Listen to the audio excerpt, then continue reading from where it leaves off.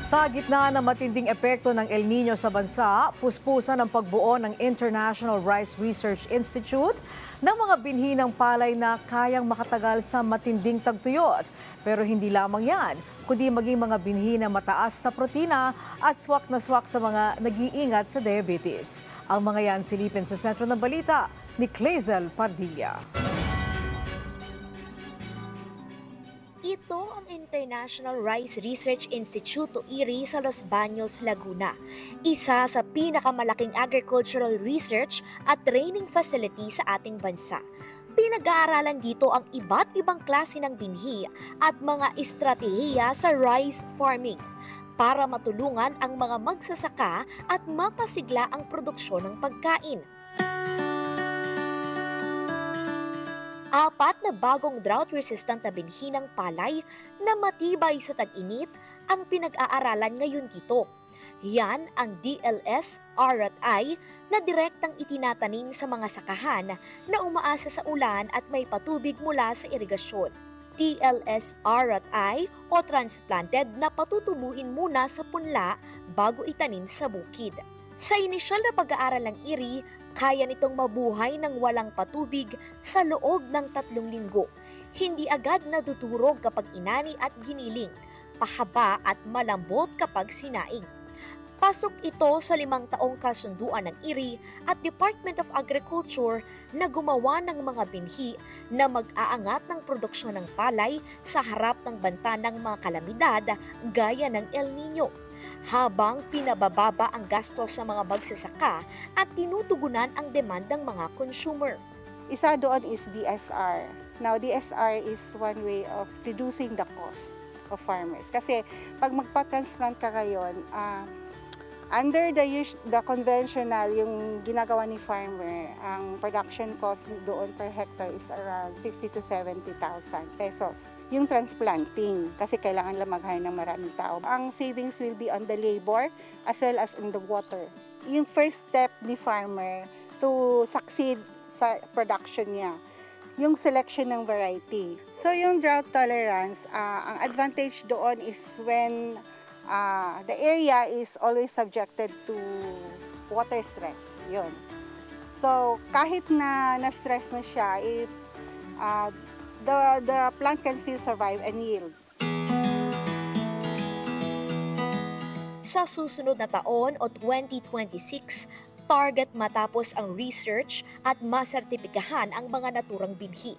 Bukod pa ito sa 2 klase ng binhi na ginawa at iprenesenta ng IRI sa International Rice Congress kay Pangulong Ferdinand R. Marcos Jr. Ito ang Ultra-Low Glycemic Index, isang variety ng bigas o kanin na dinevelop ng IRI. Mayroon lamang itong 44 Glycemic Index, higit na mas mababa kumpara doon sa 70 GI na nakukuha natin doon sa mga karaniwang variety ng bigas.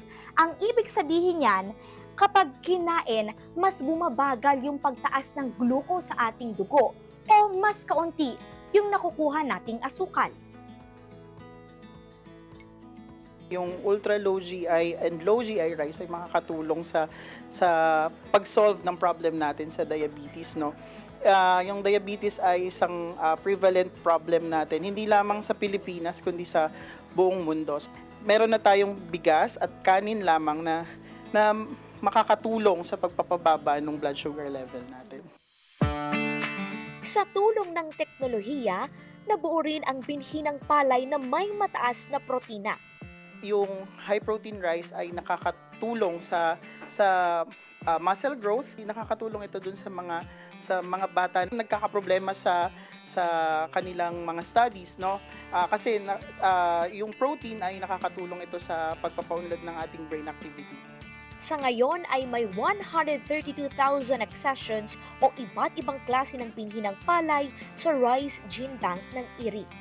Sila ay manatiling buhay at nasa pure state ang kanilang genetic identity nila para ma-preserve natin, ma-conserve ang kanilang itong mga genetic diversity na ito to sustain our food production, no?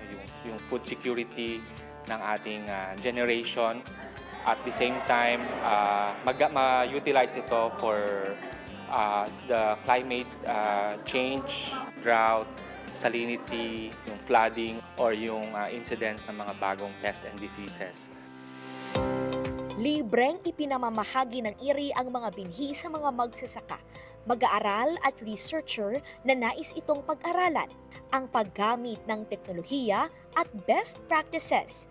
Sabi ni Pangulong Ferdinand R. Marcos Jr., mahalaga para mapasigla ang rice production, mapabuti ang kalidad ng bigas at makatulong na masiguro ang sapat na supply at abot kayang presyo ng bigas.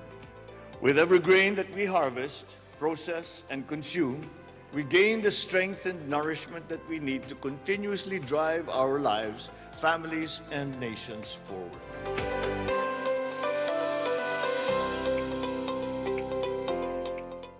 Para sa Pambansang TV, Kalezal Pardilla sa Bagong Pilipinas.